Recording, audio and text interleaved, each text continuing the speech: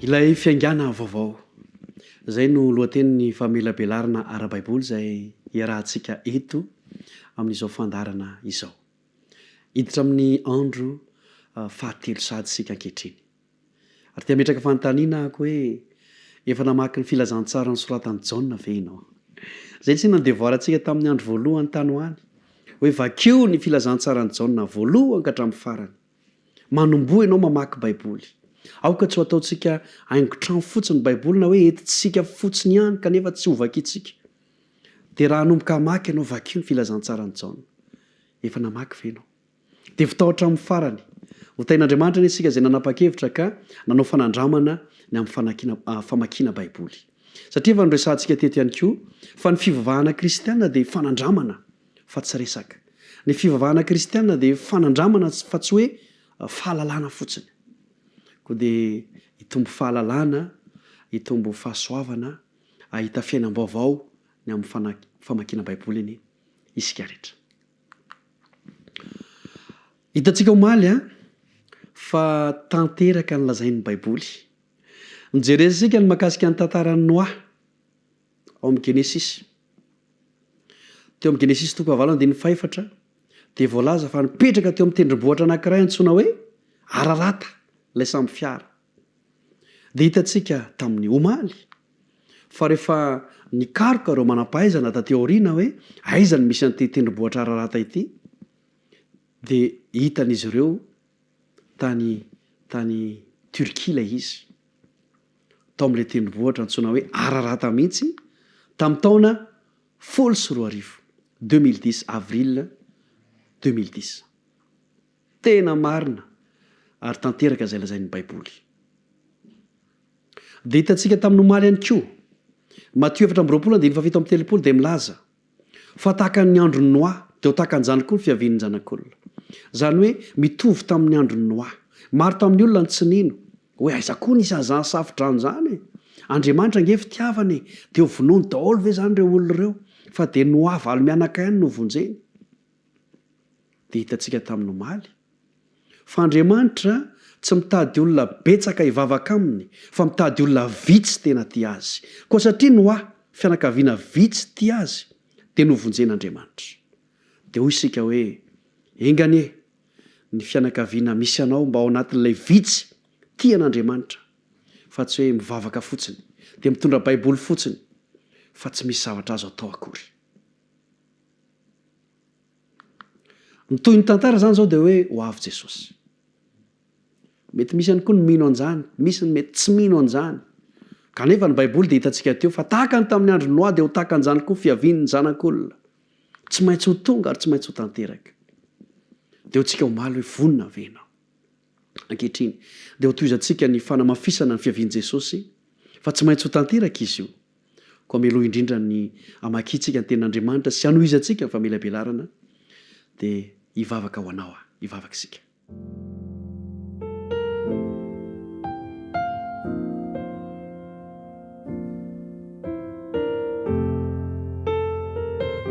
Rainay aho izay any an-danitra be fitiavana ankehitriny dia tonga indray ny fotoana ahafahanay manohy mandinika ny teninao.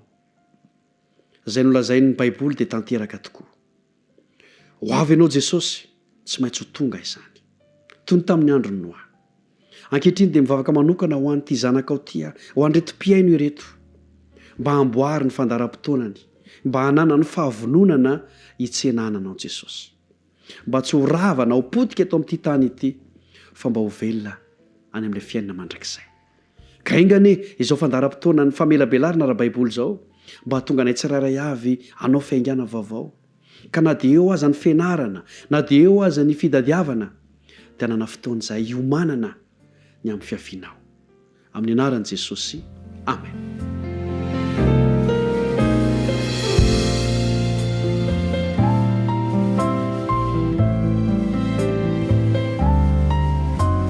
Matthieu 7:7 Ary tsy fantany mandra-piavin'ny safidrano izay nandringanana ny olona rehetra dia ho tahaka an'izany ny fiavian'ny zanak'olona. Tampoka izy ity. Saingy Andriamanitra efa niteny. Ary miteny meloa mandrakariva ny baiboly. Raha ho avy ny safidrano dia niteny meloa ny baiboly ny teny meloa Andriamanitra tamin'ny alalan'ny Noa. Ankehitriny raha ho avy indray Jesosy dia miteny meloa Andriamanitra. Amosa 7:7 dia izao ny voalaza. Tsy manao na inona tokoa Jehovah Tompo raha tsy milaza ny heviny amin'ny mpaminany mpanompony. Ahoana hoe tsy manao na inona tokoa Jehovah Tompo raha tsy milaza ny heviny amin'ny mpaminany mpanompony. Andriamanitra zany amin'ny ankapobeny dia milaza meloa. Tsy manao na inona izy raha tsy efa miteny aloha. Izy zany tsy tena hoe mamely tampoka fa tsy maintsy miteny izy aloha. Zay ny mahafitiavana an'Andriamanitra.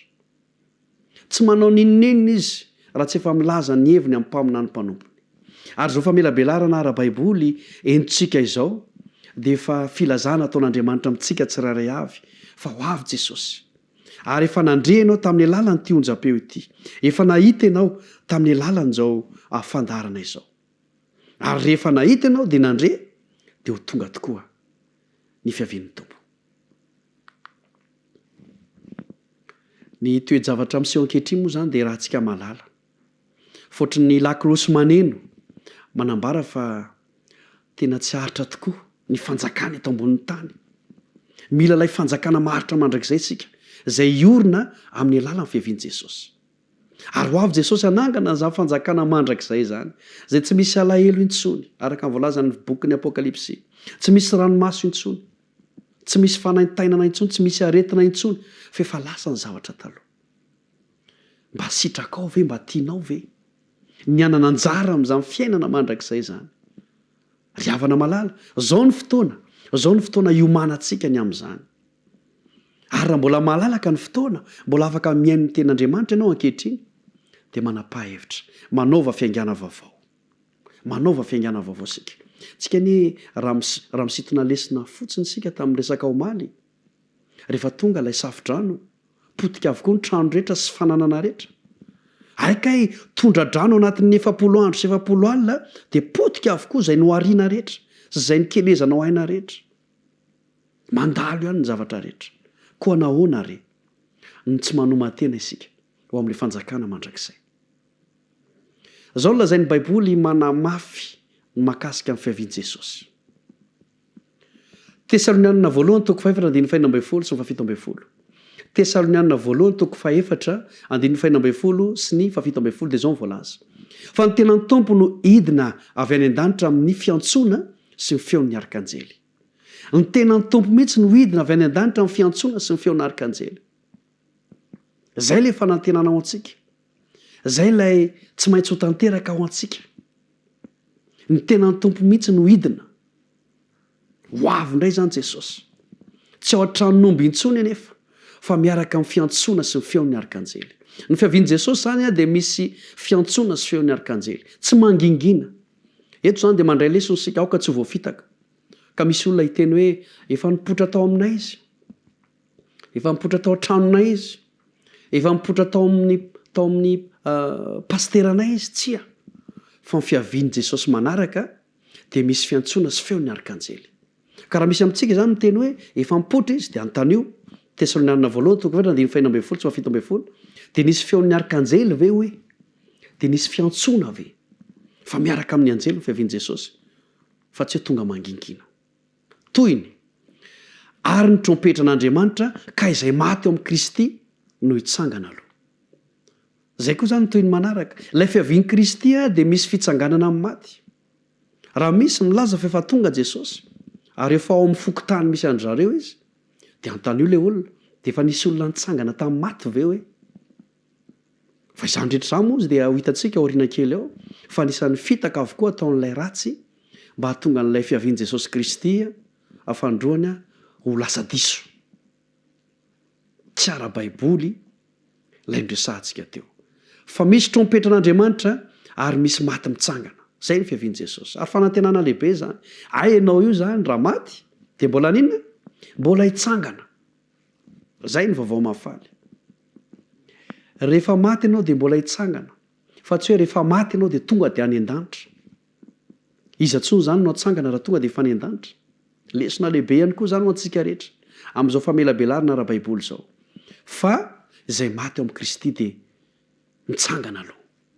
ianao io ve zay mifantana mipetraka raha ho faty mba ho maty eo amin'i Kristy, zany hoe maty teo am-panompona an Kristy.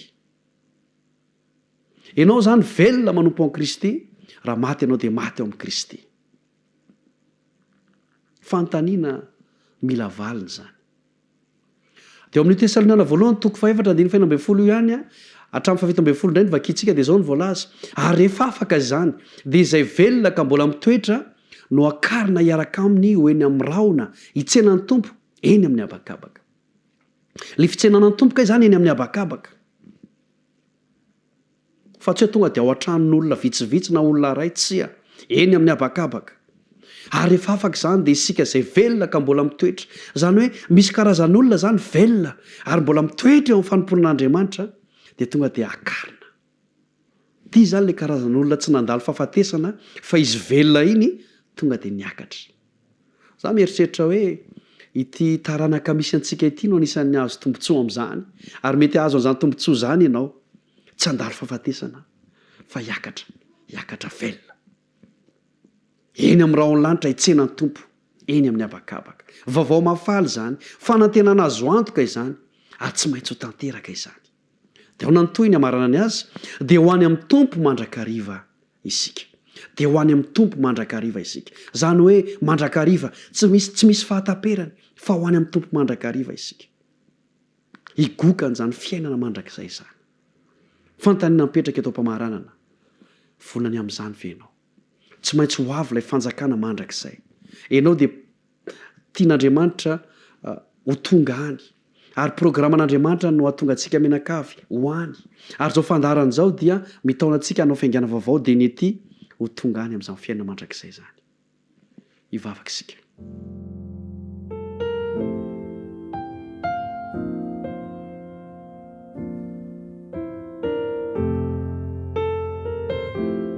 Rainay eo izay ny an-danitra misaotra anao zahay. Afaka nandre ny teninao indray tamin'ity fandarana ity. Voninahitra ny eo anao irery ihany. Fa zahay dia resy lahatra fa matoa mbola mandre an'izany hafatra izany dia tianao. Rena indray anio fa ho avy ianao. Ary rehefa tonga ianao dia misy fitsanganana amin'ny maty. Raha eo, noho ny amin'i Jesosy ilay fa tianay maty ho anay. Tehirizy io izay mba ho amin'ny famonjena. Velona izay ianao, raha maty izay dia tsy atahotra fa anao ihany koa. Amin'ny anaran'i Jesosy no angatahana izany mivavaka izany. Amen.